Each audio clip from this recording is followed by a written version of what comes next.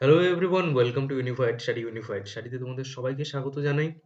অবশেষে WBCS পরীক্ষার্থীদের যে অপেক্ষা, সেই অপেক্ষার অবসান ঘটিয়ে WBPSC কিন্তু WBCS 2024 এর ফুল নোটিফিকেশন পাবলিশ করলো, যেটা বর্তমানে তোমাদের সামনেই রয়েছে। এটা অনেকে ইতিমধ্যে জেনেও গেছো, আবার অনেকে বেশ কিছু বিষয় নিয়ে কিন্তু দ্বন্দ্বে রয়েছো। তো আজকে চেষ্টা করব এই ভিডিওটার মাধ্যমে তোমাদেরকে টোটাল ডিটেলসটাই প্রোভাইড করার চেষ্টা করব আমি, ঠিক আছে? তো এটাই হচ্ছে ফুল নোটিফিকেশন তোমাদের কাছে রয়েছে। এটা প্রায় 11টা পেজের নোটিফিকেশন রয়েছে। তো আমি ইম্পর্টেন্ট যে জায়গাগুলো, সেই জায়গাগুলো ধরে ধরে একটু ডিসকাস করব, ঠিক আছে? তো ভিডিওটা হয়তো একটু লম্বা হতে পারে, একটু বড় হতে পারে। তো তোমাদের সবাইকে রিকোয়েস্ট করব ভিডিওটা পুরো দেখার জন্য, বিশেষ করে যারা WBCS প্রথমবার দিতে চলেছো বা একদম প্রিপারেশনের শুরুতেই তোমরা রয়েছো। তো তোমাদেরকে আমি বিশেষ করে অনুরোধ করব যে তোমরা পুরো ভিডিওটা কিন্তু দেখো, ঠিক আছে? ইম্পর্টেন্ট জায়গাগুলো কিন্তু মিস করো না। তো প্রথমে যে জায়গাটা আমি দেখানোর চেষ্টা করব, যেটা হাইলাইট করব, সেটা হচ্ছে গিয়ে এর অ্যাডভার্টাইজমেন্ট নাম্বারটা। ঠিক আছে? অ্যাডভার্টাইজমেন্ট নাম্বারটা দেখো ৮/২০২৪। আমরা জানি যে WBCS নিয়ে কিন্তু বেশ কিছু আ মাস আগে যে শর্ট নোটিস এসেছিল, ঠিক আছে? তো সেখান থেকেই ফুল নোটিফিকেশন আসার আমরা একটা অপেক্ষায় ছিলাম। তো তার জন্যই অ্যাডভার্টাইজমেন্ট নাম্বারটা কিন্তু ৮/২০২৪ দেওয়া রয়েছে। ক্লিয়ার?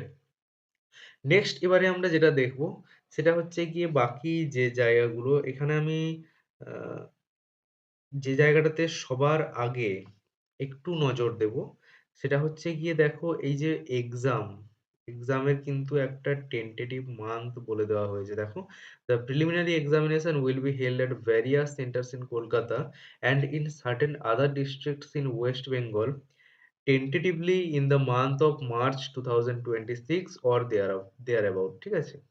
তো কি বলা হয়েছে? যে প্রিলিমিনারি যে এক্সাম, সেই প্রিলিমিনারি এক্সাম কিন্তু ২০২৬ এর মার্চ মাসে হতে চলেছে। এটা একটা টেন্টেটিভলি এটা বলা হয়েছে। কিন্তু এটা এখনো ফাইনাল কিছু নয়। এটা হয়তো পিএসসি পরবর্তীকালে জানাবে। এবং তার সঙ্গে, সঙ্গে যে জায়গাগুলো একটু দেখবো, যে দেখো এখানে বলা আছে, দেখো মেইন এক্সাম, ঠিক আছে? মেইন এক্সামটা আমরা সবাই জানি কলকাতাতেই হয় বেসিক্যালি। আ এবং তারপরে হচ্ছে পার্সোনালিটি টেস্ট, সেটা হচ্ছে WBPSC-র যে অফিস রয়েছে বেসিক্যালি কলকাতাতে, সেখানেই হয়ে থাকে। এখান থেকে আর তেমন কিচ্ছু দেখার নেই। বাকি যে বিষয়গুলো একটু দেখব, সেটা হচ্ছে পোস্ট। পোস্টগুলো আমাদেরকে একটু দেখতে হবে জাস্ট। দেখো কি, কি রয়েছে। যারা নতুন বিশেষ করে তাদের মধ্যে একটা কিউরিওসিটি থেকে থাকে যে কি, কি পোস্ট WBCS এর থ্রু দিয়ে পাওয়া যায়। তো সেই বিষয়টা একটু জাস্ট কথা বলব। তো তার আগে আমি আরেকটা জিনিস, পোস্টে আমি এগুলো ডিটেইলস এ পরে যাচ্ছি। কিন্তু যে জায়গাটা এই নোটিফিকেশনটার মূল, যে জায়গাটা এই নোটিফিকেশনটার আ বলতে পারো যে মেইন জায়গা, সেই জায়গাটাতে আমি আগে যেতে চাই। আমি সেই জায়গাটা আগে ডিসকাস করে নিতে চাই। সেটা হচ্ছে গিয়ে এই জায়গাটা। এখানে দেখো যে commencement of submission of online application, application submit করার যে ডেট, সেটা হচ্ছে কিন্তু 18th অফ নভেম্বর 2025। 18ই নভেম্বর 2025 এ আ 25 থেকে কিন্তু তোমাদের আ যে ফর্ম ফিল আপ সেটা স্টার্ট হচ্ছে, অনলাইন অ্যাপ্লিকেশন স্টার্ট হচ্ছে। এবং এটা চলবে কত তারিখ পর্যন্ত? এটা চলবে হচ্ছে 9 ডিসেম্বর 2025 3 PM পর্যন্ত কিন্তু তোমরা তোমাদের ফর্ম সাবমিট করতে পারবে। ঠিক আছে? তার মানে এই 18ই নভেম্বর থেকে 9th অফ ডিসেম্বর এই টাইম পিরিয়ডটা তোমরা পাচ্ছ ফর্ম ফিল আপ এর জন্যে। ক্লিয়ার? নেক্সট এবারে আসছি কি বিষয়? সেটা হচ্ছে দেখো এডিট উইন্ডো। এই এডিট উইন্ডো দেওয়া হবে হচ্ছে 12ই ডিসেম্বর থেকে 18ই ডিসেম্বর পর্যন্ত। এটাও কিন্তু সেই বিকেল ৩টে পর্যন্তই টাইম। ঠিক আছে? তো আমি আশা করব তোমরা ফর্মটা ফিল আপ করার সময় খুব ভালোভাবে দেখে দেখে শুনে ফর্মটা ফিল আপ করবে। ঠিক আছে? কারণ অনেক ক্ষেত্রে কি হয় যে ফর্ম ফিল আপ করার সময় আমরা লক্ষ্য করি না। ভুল ইনফরমেশন দিয়ে ফর্মটা ফিল আপ করে ফেলি। এবং পরে আমরা সেটা বুঝতেও পারি না। কিন্তু বুঝতে পারি কখন? বুঝতে পারি এডিট উইন্ডোর যে টাইম পিরিয়ড সেটা পেরিয়ে যাওয়ার পরে আমরা বুঝতে পারি। বাট সেক্ষেত্রে কিন্তু আর কোন কিছু করার থাকে না। পিএসসি এখানে লিখেই দিয়েছে দেখো যে, "no request for any no request for any change would be entertained after the above mentioned period। ঠিক আছে? যে টাইমটা পেরিয়ে গেলে কিন্তু তোমরা কোনোভাবেই আর পিএসসি কে রিকোয়েস্ট করতে পারবে না, বা তোমরা রিকোয়েস্ট যদি করো পিএসসি কে, পিএসসি কিন্তু সেই রিকোয়েস্টটা অ্যাকসেপ্ট করবে না।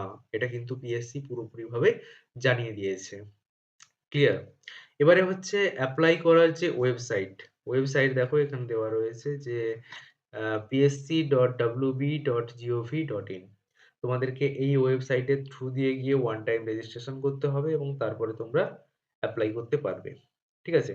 এই ছিল হচ্ছে গিয়ে মেইন যে জায়গাটা এই নোটিফিকেশনের।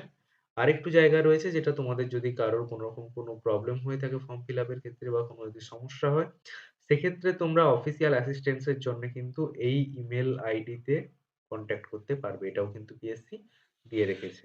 ঠিক আছে? স্টুডেন্টদের যাতে কোনো প্রবলেম না হয় সেটা দেখার জন্য কিন্তু পিএসসি এটা দিয়ে রেখেছে।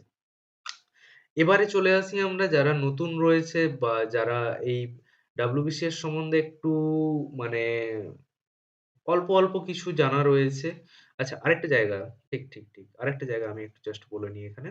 সেটা হচ্ছে অ্যাপ্লিকেশন ফিসটা। ঠিক আছে? অ্যাপ্লিকেশন ফি যেটা লাগছে সেটা কিন্তু লাগছে ৳২১০, প্লাস তার সঙ্গে কি লাগছে সার্ভিস চার্জ।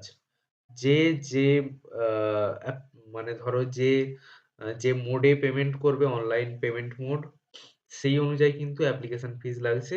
এবং আরেকটা জায়গা যেটা দেখার রয়েছে সেটা হচ্ছে গিয়ে এই জায়গাটা দেখো যে SC/ST candidate of West Bengal and persons with benchmark disability having physical disability of 40% and above are not required to pay any fee। তার মানে কি বলা হয়েছে? যে যারা SC/ST ক্যান্ডিডেট এবং যারা ফিজিক্যাল হ্যান্ডিক্যাপ ক্যান্ডিডেট রয়েছে, যাদের মধ্যে বেঞ্চমার্ক ডিসএবিলিটি রয়েছে 40% বা তার বেশি, তাদেরকে কিন্তু কোনোরকম কোনো ফি পেমেন্ট করতে হচ্ছে না। বাট ওবিসি বা ইউআর, যারা ওবিসি তে রয়েছো, যারা ইউআর এ রয়েছো, তোমাদেরকে কিন্তু এই ৳২১০ পে করতে হবে।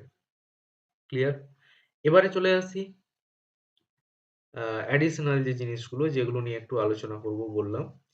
যে সেগুলো হচ্ছে গিয়ে দেখো যে পোস্ট কি রয়েছে? WBCS এ পোস্ট কি রয়েছে?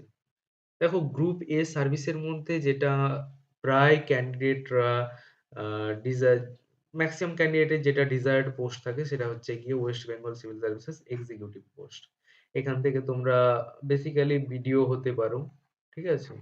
তো এটাই মেইনলি হচ্ছে গিয়ে আ বলতে পারো যে সবথেকে বেশি গ্রুপ এ তে সবথেকে বেশি আ বলতে পারো ডিজায়ার্ড পোস্ট এটাই। ক্লিয়ার? নেক্সট আসছে কি? অ্যাসিস্ট্যান্ট কমিশনার অফ রেভিনিউ, যেটা হচ্ছে WBRS। ঠিক আছে? এগুলোর পে লেভেল কিন্তু 16। দেন হচ্ছে ওয়েস্ট বেঙ্গল কোঅপারেটিভ সার্ভিসেস রয়েছে, ওয়েস্ট বেঙ্গল লেবার সার্ভিসেস রয়েছে, West Bengal food and supply services রয়েছে। আর কি রয়েছে দেখো? ওয়েস্ট বেঙ্গল এমপ্লয়মেন্ট সার্ভিস, এটাও কিন্তু এর মধ্যে রয়েছে। শুধুমাত্র এমপ্লয়মেন্ট অফিসার টেকনিক্যাল এটা বাদ দিয়ে। ক্লিয়ার? নেক্সট চলে আসছি গ্রুপ বি। গ্রুপ বি তে হচ্ছে একটাই পোস্ট থাকে এবং এটার জন্যে অনেকে অনেক রকম ভাবে তপস্যা করে থাকেন। ঠিক আছে? যারা WBCS এর অ্যাসপিরেন্ট তারা খুব ভালো করেই জানে যে এই পোস্টটা কতটা ডিমান্ডিং একটা পোস্ট এবং এটাকে কিভাবে ক্যান্ডিডেটরা টার্গেট করে। ঠিক আছে? সেটা হচ্ছে গিয়ে WBPS, যেটার মধ্যে দিয়ে মেইনলি ডিএসপি পোস্টিং পেয়ে থাকে। ক্লিয়ার? নেক্সট আসছি গ্রুপ সি তে কি? সেটা হচ্ছে superintendent of district correctional home. ঠিক আছে? আর কি? ডেপুটি সুপারিনটেনডেন্ট, এটা হচ্ছে সেন্ট্রাল কারেকশনাল হোম। নেক্সট হচ্ছে জয়েন্ট বিডিও, দেন হচ্ছে deputy assistant director of consumer affairs and fair business practices. তারপরে আসছে হচ্ছে West Bengal junior social welfare services. Then হচ্ছে West Bengal subordinate land revenue services grade 1, হচ্ছে অ্যাসিস্ট্যান্ট কমার্শিয়াল ট্যাক্স অফিসার, এবং এর মধ্যে রয়েছে রেজিস্ট্রার আর জয়েন্ট রেজিস্ট্রারের পোস্ট রয়েছে। তার সঙ্গে রয়েছে assistant canal revenue officer irrigation ডিপার্টমেন্টে এবং chief controller of correctional services. Clear? এরপরে আসছে গ্রুপ ডি। গ্রুপ ডি তে বেসিক্যালি ৩ টে পোস্ট আমরা দেখতে পাই। সেটা হচ্ছে একে হচ্ছে ইন্সপেক্টর অফ কোঅপারেটিভ সোসাইটিস, এটার কিন্তু পে লেভেল 10। দেন হচ্ছে পঞ্চায়েত ডেভেলপমেন্ট অফিসার পিডিও, যেটাকে আমরা বলে থাকি, এরও পে লেভেল 10। আরেকটা হচ্ছে rehabilitation officer under the refugee relief and rehabilitation department. Clear? এরও কিন্তু পে লেভেল 10। এটা গেল হচ্ছে বেসিক জায়গা। ভ্যাকেন্সি কিন্তু পিএসসি কিছু বলে না। রিজার্ভেশন অ্যাজ ইউজুয়াল কিন্তু রিজার্ভেশন থেকে থাকে, যেরকম প্রায় বাকি সব পরীক্ষাতে থাকে, প্রায় সেম বলতে পারো রিজার্ভেশনটা কিন্তু একই থাকে। ক্লিয়ার? কোয়ালিফিকেশনের জায়গাতে যদি আসি, এখানে তেমন কিছু আলাদা করে লাগে না। সেই ডিগ্রি লাগে একটা রেকগনাইজড ইউনিভার্সিটি থেকে, এবং বাংলাতে আ লিখতে পড়তে জানতে হবে। শুধুমাত্র যাদের মাদার টাং নেপালি তারা ছাড়া বাকিদের কিন্তু বাংলাতে লিখতে পড়তে এবং জানতে হবে। আরেকটা পয়েন্ট এই জায়গাটা খুব দেখার দরকার আছে, যেখানে বলা হয়েছে knowledge of Bengali will be tested for candidates whose mother tongue is other than Bengali and Nepali at the time of personality test. Candidature of the candidates with poor performance in the said knowledge of Bengali test shall be liable to be cancelled. ওকে? যাদের mother tongue Bangla এবং নেপালি নয়, তাদের ক্ষেত্রে কিন্তু personality টেস্টের সময় বাংলার উপরে বেসিক নলেজটা কিন্তু চেক করা হবে। ক্লিয়ার? এবং সেখানে যদি পার্সোনালিটি টেস্টের ওই যেটা বাংলা ল্যাঙ্গুয়েজের যেটা টেস্ট করা হবে, সেখানে যদি পারফরম্যান্স কোনোভাবে পুয়ার হয়ে থাকে, সেক্ষেত্রে কিন্তু ওই ক্যান্ডিডেটের ক্যান্ডিডেচার ক্যানসেল করে দেওয়া হবে। এটা পিএসসি পরিষ্কার জানিয়ে দিয়েছে। তার মানে বাংলা লিখতে, পড়তে এবং জানতে হবে। এজের বিষয়টা যদি বলি, এজ দেখো নরমালি এটা বলা হয়েছে যে 21 থেকে কিন্তু 36, এবং কিছু, কিছু স্পেসিফিক পোস্টের জন্য এটা কিন্তু একটু ভ্যারি করে। যেমন গ্রুপ বি এর ক্ষেত্রে কিন্তু এটা 20 থেকে 36 হয়ে যাবে। আবার গ্রুপ ডি এর ক্ষেত্রে এটা কিন্তু 21 থেকে 39 হয়ে যাবে। ঠিক আছে? তো এগুলো পুরো ডিটেইলস কিন্তু এখানে দেওয়াই রয়েছে। দেখো, এই যে দেখো 39, 21 থেকে, এই যে দেখো গ্রুপ ডি, আবার এখানে গ্রুপ বি ও কিন্তু দেওয়া রয়েছে। দেখো গ্রুপ বি সার্ভিসের এখানে কিন্তু 20 বছর থেকে কিন্তু 36 বছর পর্যন্ত। ক্লিয়ার? আর বাকি দেখো এখানে 21 বছর থেকে 36।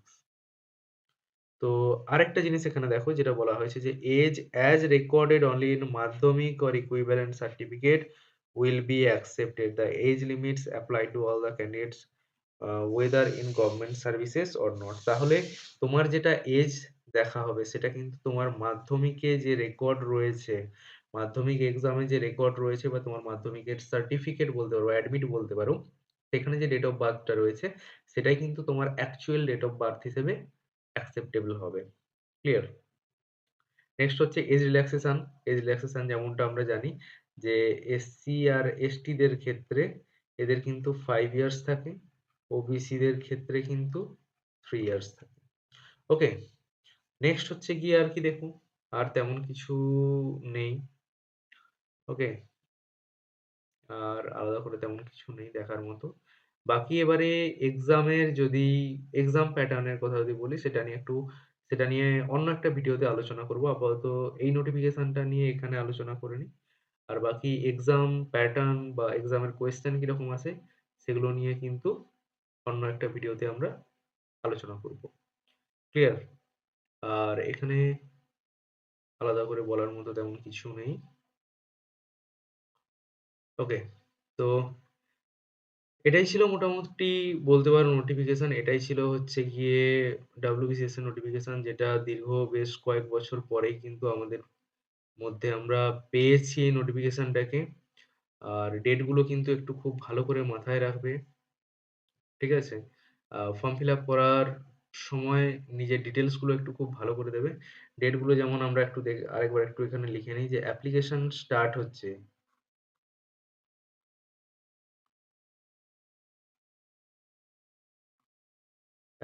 Starts on 18th